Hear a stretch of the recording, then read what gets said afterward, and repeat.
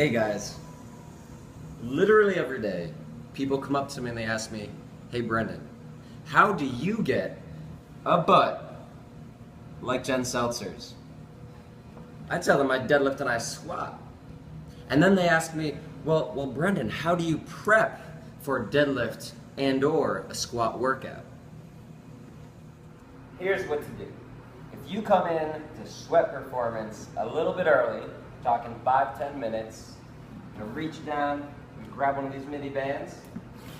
I'm also gonna grab one of these duct taped peanuts, super fancy. All right, so step number one, how can I activate my glutes and or my whole hip complex? Well, first I'm gonna turn to clamshells. Here I am lying down, casual beach position, hand behind the hips to make sure I don't lean back and cheat, knees touching, facing front, lifting off.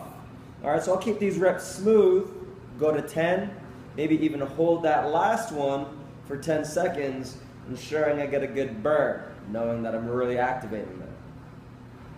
Sometimes people will say, hey Brendan, what if I don't see one of these bands or I'm at home and I don't have access? Grab something. All right, sometimes I'll just take another weight and I'll hold it there.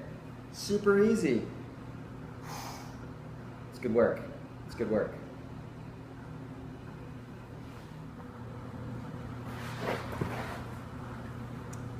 Now what to do with this peanut? What I'm going to do is put this in the front of my hip crease on one leg, thus ensuring that I'm keeping the hip flexed and ensuring that when I go in to perform these single leg glute lifts, that I'm really going into hip extension on that opposite side. I'm going to try to keep this here, hip lift right there. Again, I might go for 10, and just like those clamshells, maybe even hold that 10th one for 10 seconds, seeing how high I can get this front pocket up to the ceiling. Now, if this is a little tight, and I have trouble dropping balls on the floor, then if I have a couple extra minutes, I've maybe taken 2 or 3 minutes so far, I might turn to the band. Loop this up right underneath the glutes, way high up on that hamstring. Here I am, hooked up in this beautiful kneeling position. I've got a banded distraction, and that's going to help pull my upper leg bone so that it becomes very easy to stretch, one of the most common, tight, chronically tight areas for most people, right in front of the hips. Sometimes we need a little room there, especially to get down low into a squat and or a deadlift position. So what I'm going to do is anchor this back foot by kicking it into the floor. I'm going to squeeze the back hips, both glutes squeeze, pushing that hip forward, and I might even lean a little bit. There we go. And really just hunt around for tight pockets right in here on this side.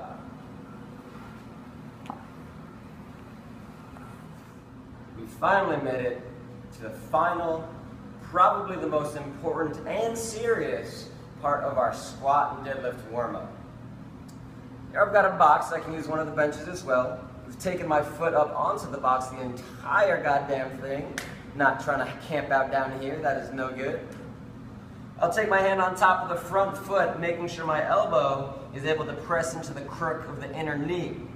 So from here, I'm going to travel as far forward as this ankle and this calf are going to allow me. I'm going to start by pressing that knee out away from my beautiful face. Knee, face, see ya.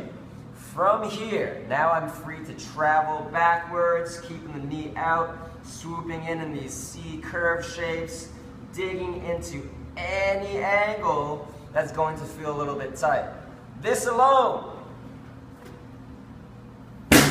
should be able to make our squat position a little bit better, especially with that bar up on the back. Bam! Allowing my torso to have plenty of room to come in between my beautiful squat stance.